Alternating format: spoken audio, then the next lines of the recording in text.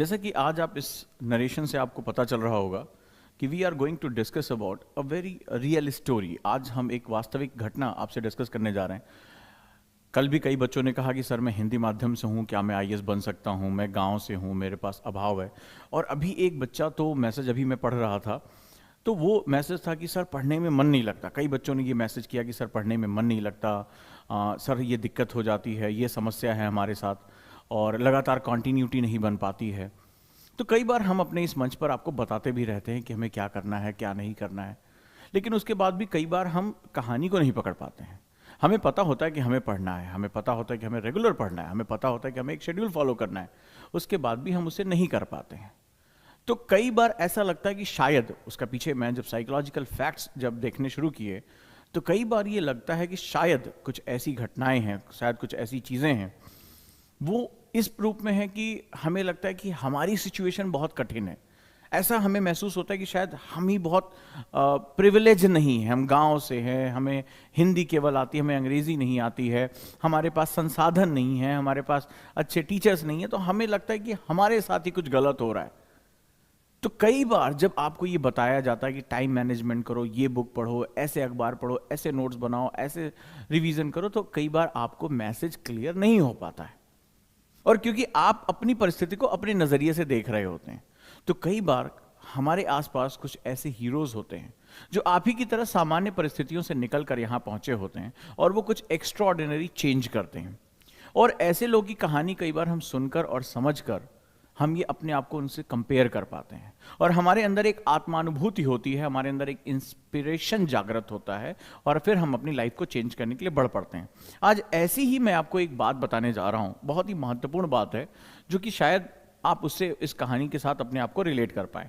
अगर आप तैयार हैं तो ये कहानी आपको दो चीजें बताने जा रही। एक, कि हम अपनी लाइफ में जब चेंज करना चाहते हैं, जब हमारे अंदर एक डिजायर आ जाती है, जो कल मैंने अपनी क्लास ली थी कि हम इंटरेस्टेड नहीं, कमिटेड हो जाएं, और सबकॉन्शियस माइंड को इतना प्रोग्राम कर लें कि कॉस्मिक एनर्जी को हमें हमारे सपने प्रिंट करके देने ही पड़ जाएं। लेकिन इसके बाद अगला, कि हमारी हर स्टेप, हमारी सफलता असफलता, सब कुछ एक एनर्जी है, और वो कहीं ना कहीं हमारे काम आने वाली होती है। तो चलिए आज मैं उसके बारे में आपसे बात करने जा रहा हूं। कहानी के हम उठाते हैं, एक कहानी शुरू करता हूं, बड़े ध्यान से सुनिएगा और अपने आप को रखने की कोशिश करिएगा, अपनी अपनी जो भी सिचुएशन इसके साथ अपने आप को अटैच करिएगा। सच्ची घटना है, बिल्कुल वास्तविक घटना है, और हम यहां से एक शुरुआत करते हैं। एक लड़का था, गांव का, राजस्थान का एक लड़का, पूरी पढ़ाई लिखाई ग्रामीण परिवेश में उसकी होती है। समझिएगा कौन होगा, और ये वास्तविक घटना है। ग्रामीण परिवेश में उसकी पढ़ाई लिखाई होती, किसी तरह खींच खाच, ऐसा नहीं कि कोई बहुत एक्स्ट्रा ऑर्डिनरी बच्चा है, एक्स्ट्रा ऑर्डिनरी उसकी जो है लाइफ है ना, बिल्कुल गांव का स्कूल जैसे होता है, माँ बाप ज़्यादा पढ़े लिखे नहीं, तो जस्ट चल रहा है पढ़ने के नाम पे, करते करते खींचते खांसते किसी तरह 10th हो जाती है, हाई स्कूल जो है वो उसका हो जाता है। अब बारी आती है 11th में एडमिशन लेने की। अब 11th में एडमिशन लेने की जब बारी आती है, तो क्या होता है कि जैसे कई बार हमने भी देखा, हम भी उत्तर प्रदेश से जो है वो पूर्वी उत्तर प्रदेश के रहने वाले, तो हमने भी पूछा, पिताजी क्या करें, मैथ्स लें बायो लें? तो बोले जो मन में आए वो ले लो। अब पता ही नहीं चल रहा किससे क्या करना है, तो भाई उसने भी कहा कि 11th में क्या लें, हम गणित से पढ़ें, हम विज्ञान आर्ट्स से पढ़ें। रुचि आर्ट्स में थी थोड़ा, क्योंकि पढ़ने में बहुत अच्छा नहीं था, तो गणित बहुत भारी थी। लेकिन समाज में ज़्यादातर लोग जिनसे पूछा, जो फूफा से, चाचा से, मामा से, सब ने कहा गणित ले लो, गणित विद्वान लोग लेते हैं, गणित का फ्यूचर आगे इंजीनियरिंग कर लेना, नौकरी लग जाएगी। क्योंकि आधा देश का बहुत बड़ा हिस्सा तो खाली नौकरी पाने के चक्कर में फंसा हुआ है। शिक्षा का क्या उद्देश्य है, क्या पर्पस है, क्या चेंजेस लेकर आ सकते हो, खुद में क्या चेंजेस, समाज में क्या चेंजेस, कोई बॉदर नहीं है। किसी तरह से इंजीनियरिंग कर लोगे, 15-20 हज़ार रुपए की नौकरी तो लग ही जाएगी। यही बहुत बड़ी सच्चाई होती। कुल मिलाकर इसने भी क्या किया, गणित यानी मैथ्स चूज कर लिया, जो कि इसके बस का नहीं था। स्ट्रगल शुरू हो गया, रुचि ही नहीं है, इंटरेस्ट ही नहीं है, कहाँ से उसमें जो एक्सीलेंस क्रिएट होगा। खींचते खांसते खींचते खांसते अचानक से एक दिन मन ने कहा, छोड़ यार, नहीं हो रहा है, और वापस कहाँ शुरू करो, जो तुम कर सकते हो वो तुम करो। कई बार हमें अनुभूति हो जाती है हम क्या कर सकते हैं, और उसने फिर जिद में आके फिर बीए में एडमिशन ले लिया, यानी कि बैचलर ऑफ आर्ट्स में पढ़ाई अपनी शुरू कर दी। अब समझते जाइएगा इसको, ठीक है, कि कहानी कैसे चल रही है। और देखिएगा कि क्या ये कहानी आपकी तो नहीं है, क्या ये कहानी आपके हालात से कहीं जुड़ तो नहीं रही है? क्या जो आप कहते हैं कि मेरे पास संसाधन नहीं है, मैं प्रिविलेज नहीं हूं, क्या कहीं इसमें आप तो नहीं इन्वॉल्व हो गए हैं? राइट, तो चलिए अब हम लोग बात करते हैं और अब इसके थोड़ा सा हम आगे बढ़ते हैं। तो जैसे ही हम आगे बढ़ते हैं, और एक बहुत इंपॉर्टेंट सेगमेंट होता है कि जब उसने बीए में एडमिशन ले लिया, करते कराते, अच्छा ग्रामीण इलाके से, कोई बहुत अच्छे टीचर नहीं, कोई प्रिविलेज नहीं, फिर करते करते बीए में एडमिशन ले लिया। कई बार हमारे सामने विकल्पहीनता आ जाती है। अब ये तय हो गया, बहुत लोग निराश हो गए कि अब ये इंजीनियर तो बन ही नहीं सकता, इसकी नौकरी, ये भविष्य इसने खराब कर लिया। डॉक्टर के बारे में तो सोच ही नहीं सकते क्योंकि बहुत तेज लोग बनते हैं। इंजीनियरिंग तो फिर भी कहीं प्राइवेट से करा देंगे, कुछ नौकरी वोकरी मिल जाएगी। अब तो इसने एक तरह से अपनी एकेडमिक आत्महत्या कर ली। सब लोगों ने डिक्लेयर कर दिया कि बीए की अब क्या करेगा। ठीक है, माँ बाबू जी के पास इतने पैसे नहीं है कि दुकान उकान खुलवा देंगे। तो घर में एक निराशा का माहौल छा गया कि अब ये लड़का कुछ खास करेगा नहीं। पिताजी को भी ये चिंता होने लगी, घर में भी ये बात आने लगी, आसपास, माता पिता पे तो उतना प्रभाव नहीं, लेकिन आसपास लोग लगा कि अब ये जिंदगी भर माँ बाप के ऊपर बोझ बन जाएगा और अब जो है ये उनके पैसे पे ही जिंदा रहेगा। अक्सर ऐसा हमारे साथ होता है और आपके साथ भी कहीं ना कहीं ये हुआ होगा। चलिए, तो अब ये विकल्प हुआ कि बीए करके आप क्या कर लोगे, ना इंजीनियरिंग ना मेडिकल, कहीं नौकरी नहीं। तो भैया अब एक ही चीज है कि भैया आईएएस हो सकता है। ये हुआ कि भाई आईएएस में ज्यादातर ह्यूमैनिटी के लोग जा सकते हैं। तो एक विकल्प हुआ कि भारतीय सिविल सेवा में या भारतीय जो है इंडियन सिविल सर्विसेज में एक ट्राई मारा जा सकता है। लेकिन ये बड़ा विरोधाभासी था। आप जरा ध्यान से समझने की कोशिश करना। एक तो आप एकेडमिकली बहुत वीक हैं, ग्रामीण क्षेत्र से हैं, ठीक है। दूसरा, पूरा समाज आपके बारे में एक गलत धारणा रखता है कि भाई तुम कुछ खास नहीं कर सकते। अब बचा क्या? अब बचा सिर्फ आपके पास एक तो विकल्प नहीं है, ना इंजीनियरिंग जा सकते हैं, ना कोई 8-10-12 हज़ार रुपए की नौकरी ले सकते हैं, ना मेडिकल में जा सकते हैं, कहीं कुछ नहीं। तो मेरे पास विकल्प नहीं बचा। और कभी कभी जब आपके पास जीवन में विकल्प नहीं होता ना, सबसे अच्छी स्थिति यही होती है। When you don't have any choices, तो लाइफ बहुत बेस्ट होती है। लाइफ को पता होता है कि अब मेरे पास यही एक रास्ता है। तो जब आपके पास पता होता है कि केवल मेरे पास यही एक रास्ता, तो आप अपनी पूरी ताकत झोंक देते हैं, पूरी ताकत झोंक देते हैं। और जब आप ताकत झोंक देते हैं तो कॉस्मिक एनर्जी से शिद्दत से मांगने लगते हैं कि मुझे दो, मुझे ये चीज चाहिए। कुछ ऐसा ही इस लड़के के साथ हो रहा था। अब इस लड़के को लगा यार समाज ने तो मुझे डिस्कार्ड कर दिया। लोग ये तक कहने लगे हैं कि कहीं ना कहीं डायरेक्टली माता पिता को ये कहने लगे कि ये बोझ अब बन जाएगा तुम्हारे ऊपर, जिंदगी भर अब इसको खिलाना पड़ेगा, शादी नहीं होगी इसकी, और आएगी भी तो ये अपनी मेहरारू को, अपनी वाइफ को, अपनी लुगाई को 2 साड़ी भी नहीं दे पाएगा। ऐसे ऐसे ताने हमारे समाज में हमें मिलते हैं। समझते जाना इसको, राइट, समझते जाना इसको क्या हो रहा है। लेकिन इसने एक डिसीजन लिया। डिसीजन कहीं एक अंदर से आता है कि चलो अब कुछ नहीं है तो भारतीय सिविल सेवा में ट्राई करते हैं। लेकिन परिस्थितियां तो ऐसी थी नहीं, ना तो बहुत तेज लड़का, ना कुछ जानता है। अब कई बार, अब अगले पॉइंट पर आता हूं, कई लोग कहते हैं कि सर मेरी किस्मत खराब। ये हुआ, बैकग्राउंड जो है वो बहुत हिला हुआ है। अब किस्मत की बात करते हैं। अब देखो किस्मत इस लड़के की, और ये सच्ची घटना चल रही है, पूरी कहानी को बड़े मजे से सुनते जाओ। अब किस्मत की बात आ गई। अब किस्मत में हुआ कि कहते हैं ना कि सर मुलाते ओले पड़े। इधर तो हमने तैयारी की कि हम भारतीय सिविल सेवा में जाएंगे, और ऊपर से ग्रामीण परिवेश से आया हुआ लड़का है, बोला चलो हिम्मत करेंगे, पढ़ लेंगे। भैया पढ़ने के लिए आ गया दिल्ली, पढ़ने तैयारी करने शुरू। और जैसे ही तैयारी शुरू की, उसी साल 2013 में, अब आप देखना मजा देखना कि कैसे किस्मत से चीजें छीनी जाती। 2013 में यूपीएससी मेंस का सिलेबस चेंज हो गया। यूपीएससी मेंस का पूरा सिलेबस चेंज, पूरा स्ट्रक्चर ही चेंज हो गया। अब स्ट्रक्चर चेंज हो गया। मार्केट में ना तो कोई बुक हिंदी में, ना तो कोई न्यूज़पेपर हिंदी में, इस तरह से जो नए सिलेबस को, ना कोई कंटेंट, कुछ है ही नहीं मार्केट में। मुझे याद है उन दिनों लोग परेशान घूम रहे। इंग्लिश में तो फिर भी वेबसाइट से निकाल लिया, फॉरेन वेबसाइट से निकाल लिया, तड़ातड़ छप गया, डीयू की किताबें, जेएनयू की किताबों से आ गया, लेकिन हिंदी वालों के लिए कुछ नहीं। मतलब इसे कहते हैं सर मुड़ाते ओले पड़े, कि बड़ा मुश्किल से लड़ झगड़ कर अपने समाज से निकले तैयारी करने, अपने आप को कंसोलिडेट किया, अपने आप को टारगेट किया, पता चला यूपीएससी में सिलेबस चेंज हो गया, बवाल हो गया। और पूरा मामला सब उसको सब हिंदी में पड़ा। ग्रामीण परिवेश का लड़का, ग्रामीण क्षेत्र से वो आया हुआ लड़का, क्या करे भाई? अब क्या करे? ना अंग्रेजी में किताबें उपलब्ध, ना मटीरियल। 2013 में पूछिएगा किसी से क्या हालत हो गई थी। लोग आंदोलन करने उतर गए, सड़कों पर उतर गए थे। उनको बेचारे को पढ़ने के लिए कोई कंटेंट ही नहीं, सिलेबस चेंज हो गया, ज्यादातर चीजें इंग्लिश में। अब भाई पूरा बर्बाद, पूरा खेल बर्बाद। प्री दिया, रिजल्ट प्रथम प्रयास में, फर्स्ट अटेम्प्ट क्या हुआ होगा रिजल्ट? प्री नहीं निकला। आपके साथ भी अक्सर अक्सर होता है, जाते हो एग्जाम देने जाते, मेहनत से आते, नहीं निकलते।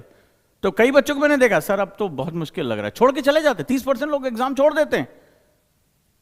अब इसने अपने आप को कंसोलिडेट किया। कहानी कहती है 2014 में पहली बार अंग्रेजी का न्यूज़पेपर पढ़ा। कोई विकल्प ही नहीं था, अंग्रेजी का न्यूज़पेपर पढ़ा। द हिंदू से पहली बार साक्षात्कार हुआ, बड़ी मुश्किल से।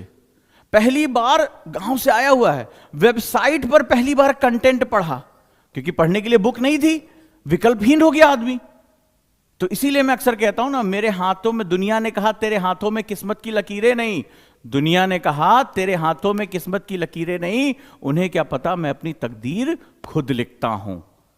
तो जब जिंदगी में चुनौतियां बढ़ जाती हैं तो दो ही लोग निकलते हैं, दो ही कलर बसते हैं, या तो छोड़कर भाग जाने वाले या परिस्थितियों से लड़ जाने वाले।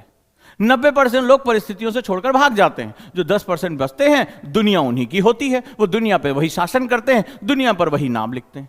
तो तय हमें करना होता है। परिस्थितियां हम सभी के सामने विकट होती हैं।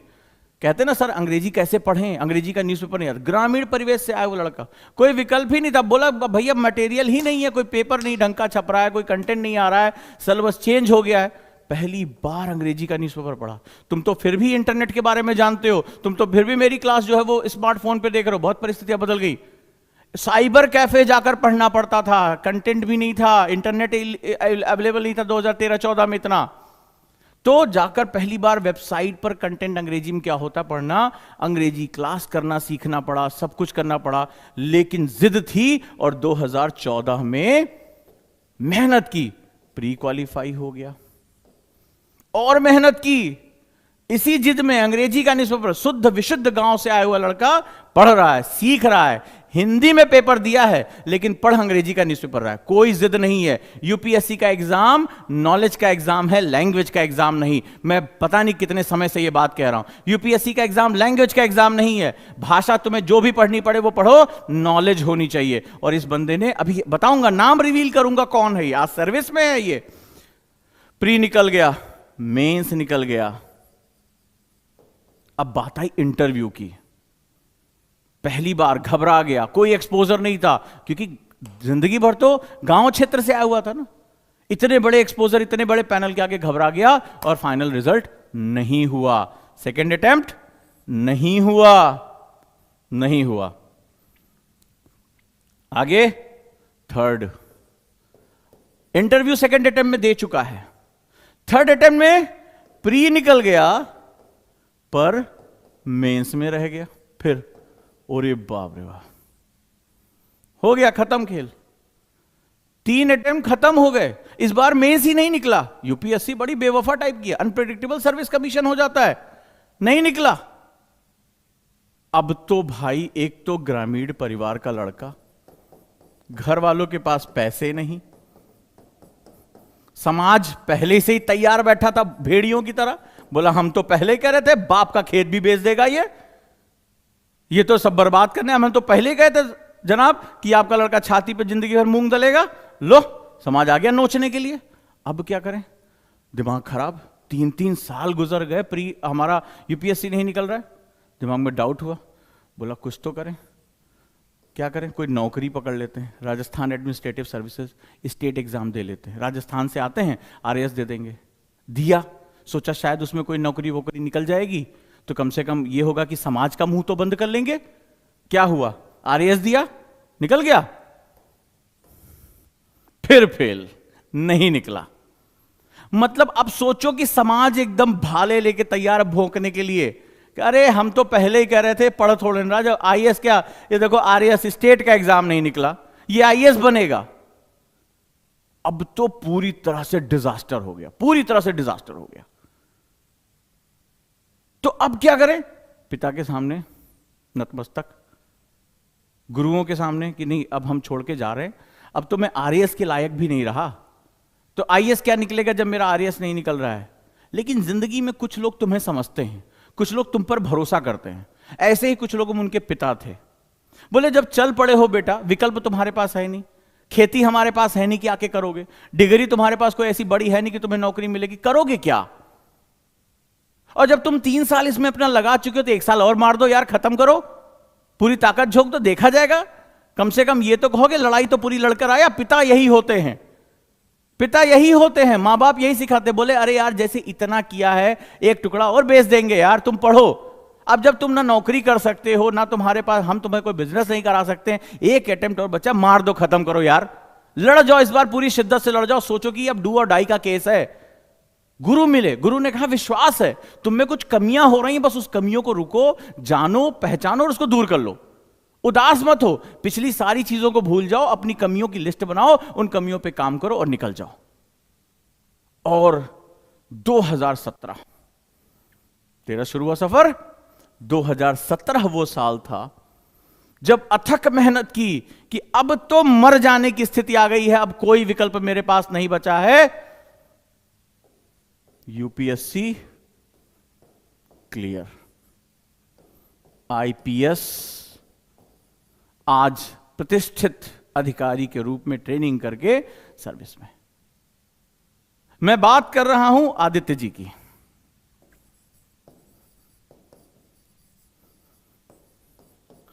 जिनके आगे भारतीय पुलिस सेवा लिखी हुई है। कहानी कितनी सिंपल है।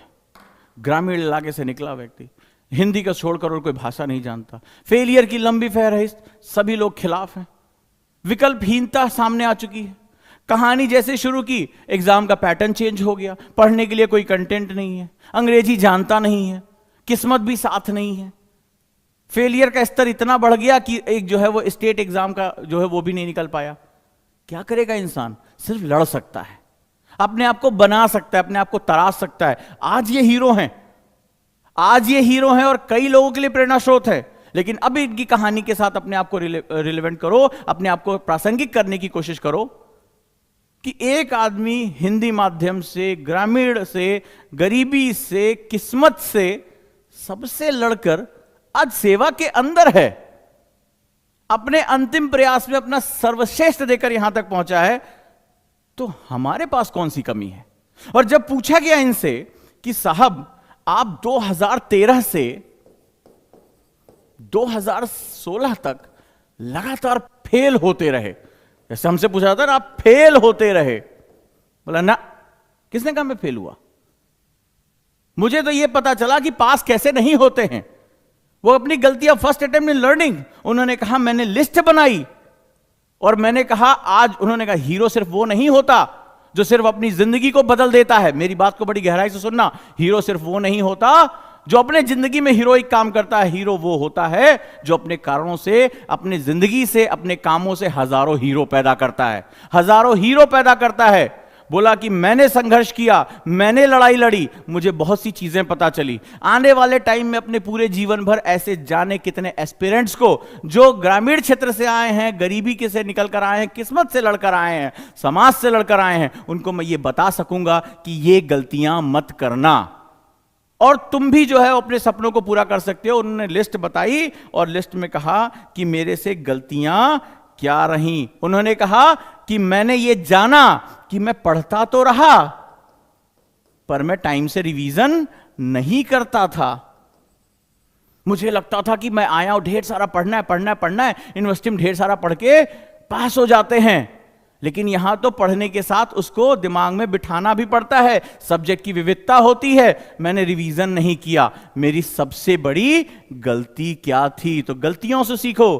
क्या गलतियां उन्होंने लिस्ट की कि मैं पढ़ता तो जाता था, विपिन चंद्रा खत्म कर देनी, लक्ष्मीकांत खत्म कर देती हैं, लेकिन रिवीजन नहीं करता था। तो उन्होंने कहा मुझसे सबसे बड़ा ये गलता। दूसरा कि मैं पढ़ता तो था, मैं लिखने का अभ्यास नहीं करता था, राइटिंग प्रैक्टिस नहीं करता था। तो इन्होंने कहा कि मैं लिखने का अभ्यास ही नहीं करता था। मैं सोचता था कि पढ़ लूंगा, याद कर लूंगा, इससे मैं आईएएस बन जाऊंगा। फिर उन्होंने कहा मुझे एक और चीज पता चली और वो मुझे पता चली अति आत्मविश्वास। बोले अरे हम आ गए हैं, हम कर लेंगे, हम भी मोटिवेशनल स्टोरी पढ़ते थे। तो मुझे यह नहीं पता था कि आत्मविश्वास और अति आत्मविश्वास के बीच में फर्क क्या होता है। आत्मविश्वास मेहनत से आता है, आत्मविश्वास बारंबारता से आता है, आत्मविश्वास जब आप रिपीटेशन करते हैं तब आता है। अति आत्मविश्वास ख्याली पुलाव होता है। अरे हम आईएएस बन जाएंगे, हम किताब के ऊपर लिख लेते हैं फलाने कुमार आईएएस, और हमें लगता है कि अब तो मैं आ गया हूं दिल्ली, अब तो मैंने अपनी किताब के ऊपर भी नाम, अपने नाम के साथ भारतीय प्रशासनिक सेवा लिख लिया है, अब तो मुझे कोई रोक नहीं सकता। बस यही सबसे बड़ी गलती हो जाती, क्योंकि आत्मविश्वास के साथ एक्ट इन्वॉल्व होता है, कर्म, लॉ ऑफ कर्मा इन्वॉल्व होता है, लेकिन अति आत्मविश्वास के साथ सिर्फ ख्याली पुलाव होता है। इन्होंने कहा मेरे साथ ये दिक्कत रही। इसके बाद मैंने निबंध पर ध्यान नहीं दिया, एस्से पर ध्यान नहीं दिया, और इसकी वजह से मेरे मार्क्स वहां पर कम हुए। नए पैटर्न में एस्से का एक अलग पेपर बन गया। पहले इतने ज्यादा 200 मार्क्स के होते थे, अब 250 मार्क्स का हो गया, और मैंने वो 50 नंबर के अंतर का महत्व नहीं समझा। मैंने प्रैक्टिस नहीं की और मुझे लगा हो जाएगा, और उसकी वैल्यू एक पेपर के बराबर कर दी गई। मैंने अपने सही तरीके से अपने जो वैकल्पिक विषय यानी ऑप्शनल सब्जेक्ट था उस पर मेहनत नहीं की।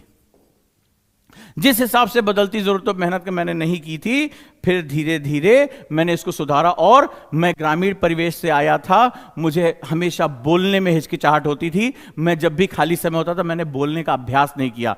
तो आगे चलकर बोलने का अभ्यास यानी कि साक्षात्कार देने का अभ्यास ना होना मेरा सबसे बड़ी चुनौती बन गई, कि मैं लोगों के बीच में पब्लिक स्पीकिंग नहीं करता था, हेजिटेट करता था, घबराता था। और यही धीरे धीरे ये कमियां मेरी जिंदगी में भारी पड़ गई, और इसी वजह से मैं सेलेक्ट नहीं हो पाया। तो देखो, कहीं तुम्हारे साथ तो ये नहीं हो रहा है, कहीं ऐसा तो नहीं कि तुम पढ़ते तो हो, रिवीजन नहीं करते हो, अपने टाइम टेबल में रिवीजन का टाइम नहीं देते हो। हीरो ने क्या किया? हीरो ने संघर्ष किया। 2017 में वो जाकर सेलेक्ट हुए, लगातार फेलियर का सामना किया, लेकिन उन्होंने समाज को यानी आने वाली पीढ़ी को बताया कि तुम ये गलतियां ना करना। तुम जब पढ़ाई करो तो रेगुलर अपनी आंसर राइटिंग प्रैक्टिस जरूर करना, लिखने का अभ्यास रेगुलर जरूर करना, निबंध पर बहुत फोकस करना, ऑप्शनल पर बहुत फोकस करना, जब भी मौका मिले किसी डिबेट में पार्टिसिपेट करना, लोगों के सामने खड़े होकर बोलने की कोशिश करना, अपनी हिचकिचाहट को दूर करना। हम तो ये सोचते हैं ना कि हमें विपिन चंद्रा, लक्ष्मीकांत, रमेश चंद्रा यही केवल खत्म करके हम आईएएस बन जाएंगे। क्या हुआ? लगातार गलतियां होती रही। तो जरूरी नहीं कि गलतियां करके ही सीखो। हीरो क्या बताते हैं कि दूसरों की गलतियों से भी सीखा जा सकता है और अपना समय बचाया जा सकता है। जो ये तकलीफें, जो ताने, जो है वो तमाम दिक्कतों का सामना करना पड़ा, वो तुम्हें शायद न करना पड़े अगर समय रहते तुम ये चीजें सीख पाते हो।